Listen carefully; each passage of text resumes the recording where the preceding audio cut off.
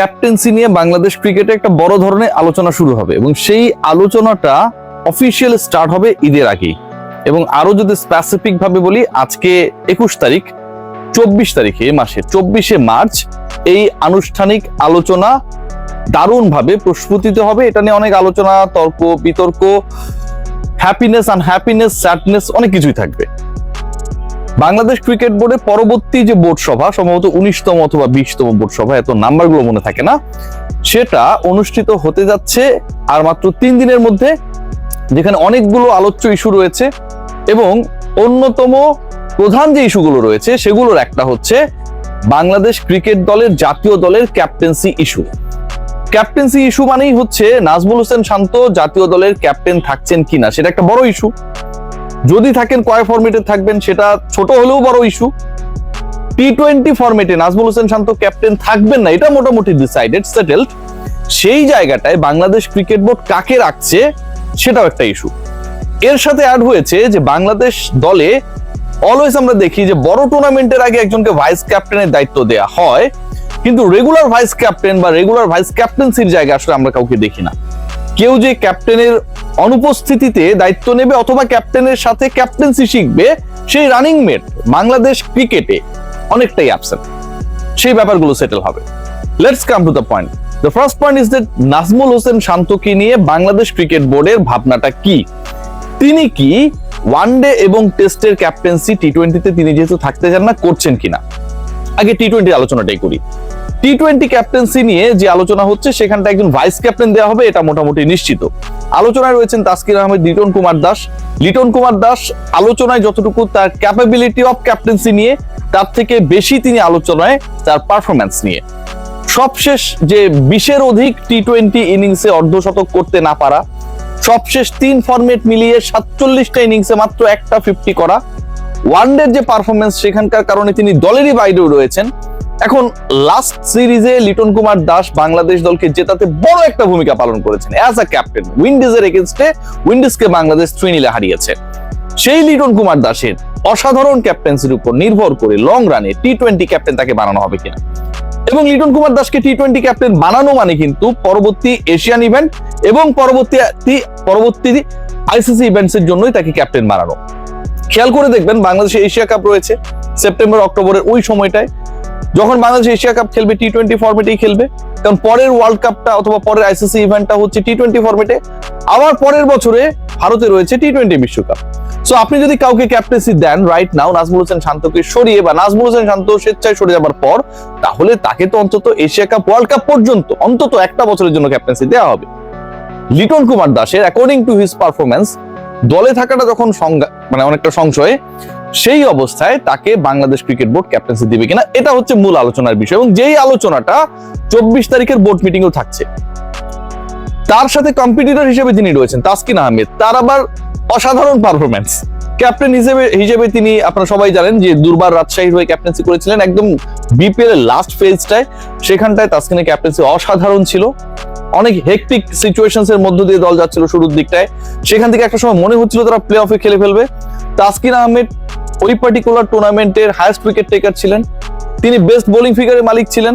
পরবর্তী সময়ে বাংলাদেশ দল যখন চ্যাম্পিয়ন্স ট্রফি খেললো, সেখানটার কনসিস্টেন্ট পারফরম্যার যারা ছিলেন তাদের মধ্যে তাসকিন একজন। সো তাসকিনের পারফরম্যান্স নিয়ে প্রশ্ন তোলার কোনো সুযোগ নেই, আবার ক্যাপ্টেন্সি যখন করেছেন সেটা নিয়েও প্রশ্ন তোলার সুযোগ নেই। তাসকিনের আরো একটা প্লাস পয়েন্টের জায়গা হচ্ছে তাসকিন আহমেদ বাংলাদেশের সবশেষ টি-20 ফরম্যাটে যে বিশ্বকাপটা খেলেছে বাংলাদেশ, সেখানটার আবার ভাইস ক্যাপ্টেন ছিলেন, যেটা ইউএস এবং উইন্ডিজে হলো। So Taskin Ahmed vice captain ছিলেন, তাসকিন আহমেদ পারফর্মার, তাসকিন আহমেদ রিসেন্ট পাস্টে ভালো ক্যাপ্টেন্সি করেছেন, তাকে আপনারা কেন বানাবেন না। বাংলাদেশ ক্রিকেট বোর্ডের ঝোঁকটা হচ্ছে লিটন কুমার দাসকে ক্যাপ্টেন্সি দেয়া। বাংলাদেশ ক্রিকেট বোর্ডের ডিসিশনটা অলমোস্ট বিফোর দ্য মিটিং এখন পর্যন্ত তাসকিন আহমেদকে ভাইস ক্যাপ্টেন করে। এটা নিয়ে একটা জটিলতা তৈরি হয়েছে। জটিলতা যেটা হয়েছে সেটা হচ্ছে তাসকিন আহমেদকে যদি ভাইস ক্যাপ্টেন করা হয়, according to the career Liton Kumar দাসের আগে তাসকিন আহমেদের ডেবু হয়েছে, নাম্বার 1। এটা অনেকটা ইগোইস্টিক ইস্যু কিন্তু হয়ে যায়, আপনি যাই বলেন, যতই বলেন যে আমরা আসলে একসাথে খেলি, এগুলো আসলে হয় না। সেকেন্ড যে পয়েন্টটা সেটা হচ্ছে অ্যাকর্ডিং টু পারফরম্যান্স এবং according to the previous experience, যেহেতু তিনি ভাইস ক্যাপ্টেন আগেও ছিলেন, সাকিব আল হাসানের অনুপস্থিতিতে তারই তো ক্যাপ্টেন হওয়ার কথা। সেই জায়গাটাও কিন্তু একটা বিবেচ্য বিষয়। তারপরও বাংলাদেশ ক্রিকেট বোর্ড, ফারুক আহমেদ, তার বোর্ড চায় লিটন কুমার দাসকে ক্যাপ্টেন করতে। Point number 1 discussed. Second point যেটা, নাজমুল হোসেন শান্ত কয় ফরম্যাটের ক্যাপ্টেন থাকছেন, তিনি কি ক্যাপ্টেন্সি ছেড়ে দিচ্ছেন? ওয়ানডে এবং টেস্টে তিনি থাকবেন না। এই প্রশ্নের উত্তরটা হচ্ছে নাজমুল হোসেন শান্ত তিনি ক্যাপ্টেন্সির জায়গায় ওয়ানডেতে তো ছাড়ছেন না, বরং বাংলাদেশ ক্রিকেট বোর্ড নাজমুল শান্তকে লং রানে ওয়ানডে ক্যাপ্টেন রাখতে চায়। এটা হচ্ছে পয়েন্ট।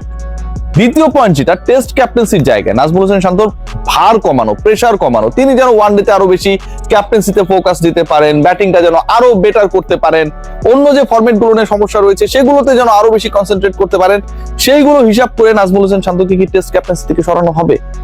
মেহেদী হাসান মিরাজ কি টেস্ট ক্যাপ্টেন হচ্ছেন? ডেফিনেটলি খুবই ভ্যালিড কোয়েশ্চেন। একটা সময় নাজমুল হোসেন শান্ত নিজেই চাচ্ছিলেন যে তিনি ক্যাপ্টেন্সির ভার থেকে মুক্ত হবেন, বাট এখনকার সিচুয়েশন যা, তাতে নাজমুল হোসেন শান্ত ওয়ানডে ক্যাপ্টেন থাকছেন এবং ওয়ানডেতে বাংলাদেশ ক্রিকেট বোর্ড তার ডেপুটি হিসেবে অফিসিয়ালি, যেটা এর আগে অনেকটা সিরিজ বা টুর্নামেন্ট ওয়াইজ ছিল, মেহেদী হাসান মিরাজকে লং রানের জন্য বিবেচনা করছে, সেই অ্যানাউন্সমেন্ট আমরা পাবো। What about the test? এটা সবচেয়ে ট্রিকি জায়গায় রয়েছে। নাজমুল শান্তকে টেস্ট ক্যাপ্টেন রেখে দেওয়া অথবা নাজমুল শান্তকে টেস্ট ক্যাপ্টেন্সির ভারমুক্ত করে মেহেদী হাসান মিরাজকে ক্যাপ্টেন বানিয়ে দেয়া। এই প্রশ্নের উত্তর খুঁজতে গিয়ে আমি যতটুকু বাংলাদেশ ক্রিকেট বোর্ডে কর্মকর্তাদের সাথে কথা বলে এবং ক্রিকেটারদের সাথে কথা বলে জানতে পেরেছি, এখানটাও অনেকটা ওয়ানডের পুনরাবৃত্তি হতে যাচ্ছে। ইট মিনস নাজমুল হোসেন শান্ত ওয়ানডের পাশাপাশি টেস্টেও ক্যাপ্টেন থাকছেন এবং পেয়ার যেটা শান্ত মিরাজ, ওই পেয়ারটাই আসলে অপরিবর্তিত থাকছে। নাজমুল হোসেন শান্ত তিনি ক্যাপ্টেন থাকবেন এবং নাজমুল হোসেন শান্তর ডেপুটি হিসেবে ওয়ানডেতে যেমন মেহেদী হাসান মিরাজ থাকছেন, টেস্টেও মেহেদী হাসান মিরাজকে বাংলাদেশ ক্রিকেট বোর্ড তার ডেপুটি হিসেবে রাখতে চায়।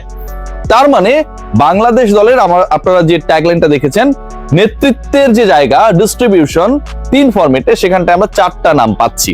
নাজমুল হোসেন শান্ত একটা নাম, লিটন কুমার দাস একটা নাম, মেহেদী হাসান মিরাজ একটা নাম এবং তাসকিন আহমেদ একটা নাম।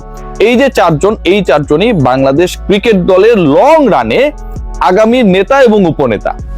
সবচেয়ে বড় ব্যাপার যেটা, সেটা হচ্ছে নাজমুল হোসেন শান্তকে রেখে এবং নতুন করে লিটন কুমার দাসের টি-20 ইনক্লুশনটা, এটাই হবে সবচেয়ে বেশি আলোচিত বিষয় আপকামিং ডেজে। কারণ বাংলাদেশ ক্রিকেট বোর্ডের সভার পরে যখন এটা অফিসিয়াল হয়ে যাবে, তখন নিশ্চিতভাবেই এটা বিভক্তি তৈরি হবে যে আসলেই বাংলাদেশ ক্রিকেট বোর্ড কোনটাকে প্রাধান্য দেয়।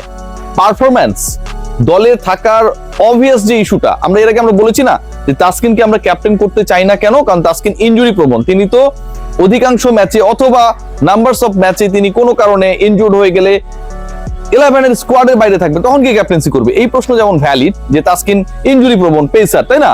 এটাকে আমরা তো ভ্যালিড বানিয়ে ফেলেছি।